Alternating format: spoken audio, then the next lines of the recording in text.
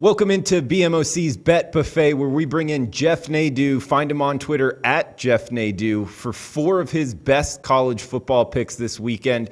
Jeff, how you doing today, buddy? I'm good, Drew. I'm hoping for a bounce back here on the Bet Buffet. I'm totally even on the year, so I need a little 4-0, 3-1, get those juices flowing again. Then head into the stretch run of college football. All right, feeling it for this week in college football. We got 20-20 on the year. Let's start off with a Thursday night affair, Navy versus Temple.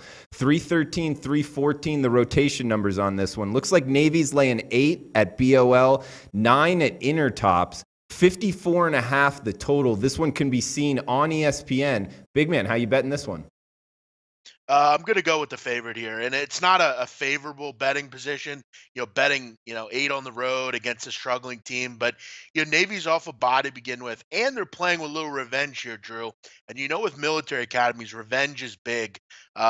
Temple actually beat them last year in the AAC Conference Championship game, and took a lot of injuries as well in that game. Will Worth went out with an injury, the quarterback Navy.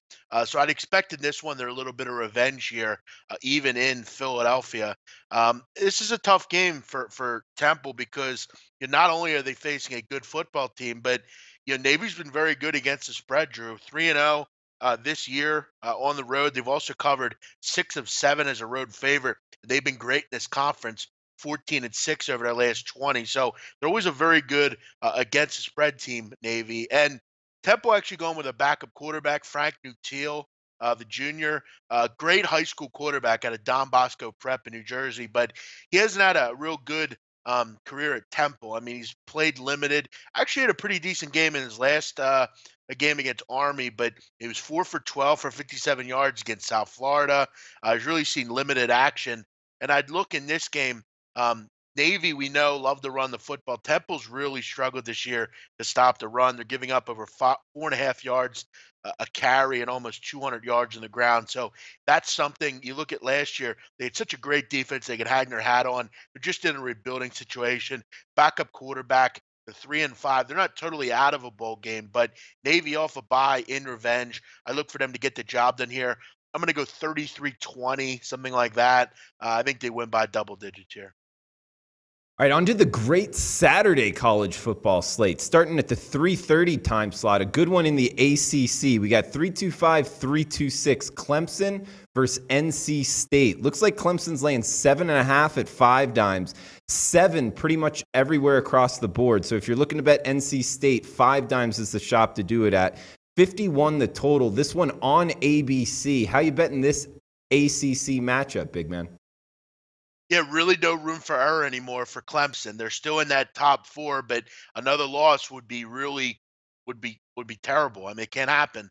And you really have the ability. You've gotten a new lease on life. Actually, you lose to Syracuse, but Kelly Bryant was injured in that game, and you kind of, you definitely get a little benefit of the doubt for that. This is a tough atmosphere, NC State. We know that, but for me, the luster really lost me last week with NC State. I was really disappointed in their just inability to stop the run last week. I thought it'd be more be a passing attack, but I mean, they drop Notre Dame dropped 318 rush yards on NC State, which is concerning because Kelly Bryant in this rush offense, I'd imagine, will be even a little bit more difficult to handle. And I expect Dabo Sweeney to attack NC State's pass defense, Drew. They're not good. They're among the bottom 20 in college football against the pass. This game kind of reminds me, Drew, of that Virginia Tech game for Clemson. They were going into a tough atmosphere, a very similar number, and against a team that had done some good things. But Clemson went in, dispatched them by 14. I look for a similar outcome here.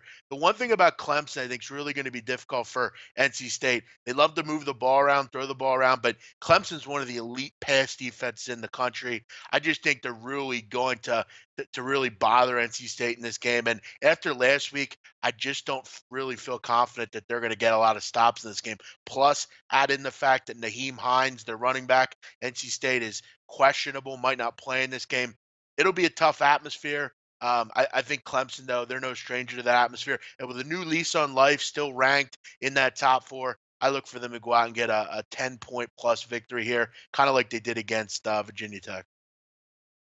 All right, on to the 7 o'clock Eastern slate in a conference I know you know well. Might be your favorite conference. Not sure about that, big man. We got UCF versus SMU.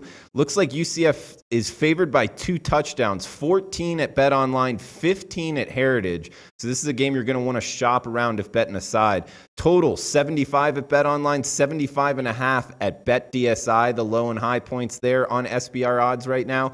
This game can be seen on ESPN2. How you betting this AAC matchup, big man? Yeah, I'm going to grab the 75 at DSI and go over the total. This conference is one of those conferences where overs are a norm. I mean, you have very high scoring teams generally, but you look at Central Florida, Drew, and I know you like this team, and for good reason. I mean, they're the top scoring offense in the country, 51 points a game. But SMU's no spring chicken either. They're putting up 42 a game, and Drew, when you bet overs, you have to not only look at how efficient they are throwing the football, but a lot of other things that I'm going to mention here. Mackenzie Milton, best completion percentage in the country, 75%. Ben Davis for SMU's been really efficient as well. And Drew, you look at how efficient UCF's been. 48% of their possessions they score a touchdown on. That's best in the country. And SMU is among the worst pass defense. I look for UCF to really do their norm, 48 to 54 points, something like that. And look, I don't know that UCF will be.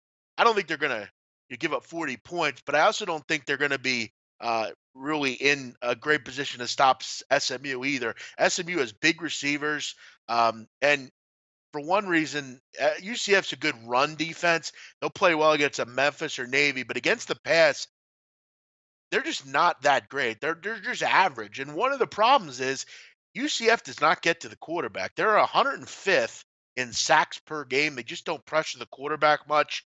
I do think SMU will have decent success here offensively. I look for them to score into the 20s. That should be enough to put us up and over this total. I'm going to go 52-27, something like that. I don't think UCF, I don't know if they'll punt this game. They should have zero success. And the great thing about the Knights are they normally score touchdowns in these situations. Look for this one to go up and over the total. All right, so sounding like you like UCF as a side, but for record-keeping purposes, and you're liking the over more as well. So, and actually the 75's at Bet Online, so taking the over in the UCF SMU game. All right, moving on to the night slate, the nightcap here, 10:45 Eastern start on the West Coast. Arizona versus USC in the Pac-12. Looks like USC's laying 7 at Bet Online, 7.5 at Chris. So an important hook there. Make sure to shop around on SBR odds right now. 74 the total. This game can be seen on ESPN. The nightcap, big man. How you ending your Saturday?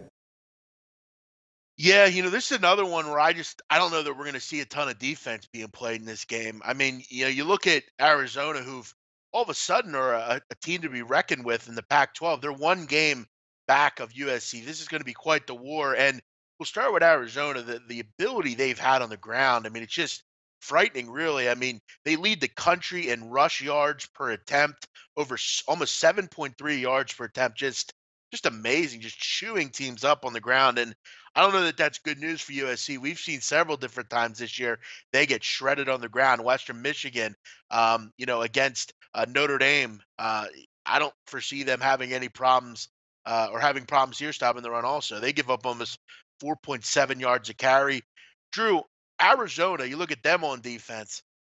They're not very good either. I mean, they give up 600 passing yards last week and 37 points.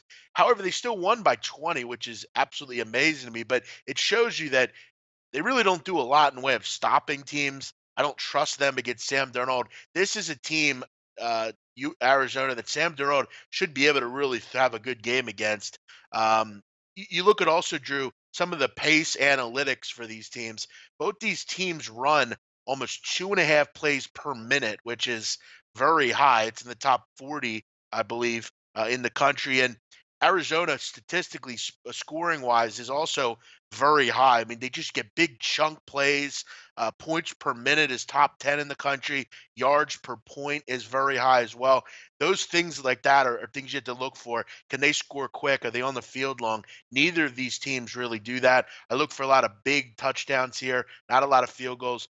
I expect this one to go over the total as well. With a small lean to the Arizona Wildcats, I'd much rather have the 7.5 or more, but I think this is a close game throughout. But I'm going to go over 74. I think this is a high scoring game that gets into the 80s. All right, so ending it with the Arizona USC over 74. We also got UCF SMU over 75. Looks like you're laying Clemson -7 and Navy -8. So those are the four plays on the BMOC Bet Buffet. Hey, big man, also wanted to bring up a couple points. Did you have anything on the college football playoff numbers and what they came out with? Did you have a lot of disagreement on that? No, I didn't, and I'll go out and say this: I don't put a ton of stock into those rankings. They're week by week rankings. I don't think Georgia's the best team in the country, but right now, with the schedule they've played, the teams they've beaten, they should be number one. No, I don't. I think Clemson's probably in there. Notre Dame's the best one-loss team in the country, and obviously Alabama. So no, I actually don't have a problem with it. I think it's really just what they had to do. I think there are a lot of really good teams out there, but those are the four best teams. I would flip flop. I just think Alabama's the best team, and they should get the respect there. But Georgia's beaten a lot of good teams. So no, I don't have much of a problem. It doesn't really affect how I look at things. I think for one though, Alabama, they're going to be a team that going forward, I think will take that and really motivate themselves with that. Okay, and could you see a two-loss team getting into the playoff? And if so, do you think a two-loss team will get into the playoff? Uh, no, probably not. I mean, I think you're really setting yourself up for a real problem if Notre Dame doesn't lose again and Alabama and Georgia just kind of battle it, keep their records flawless. I mean, you're looking at the real possibility, Drew, of an ACC team not getting in. Several big conferences not having representation because of the independent and the fact that you know, I mean, Georgia, if they lose to Alabama in the title game, I don't really know that that's that big a deal. I mean, there's nothing wrong with that. No, I just don't know that we'll see that, especially with how good all the one-loss teams are. I mean, Penn State, it's unlikely they'll lose again. Ohio State's playing really well. Oklahoma's been fantastic. They're playing well. Oklahoma's got a huge game this weekend. They need to keep winning, keep doing their job. There are really a lot of teams that are available. I just don't think we'll see a two-loss team in there. Things would have to go incredibly wrong. Okay.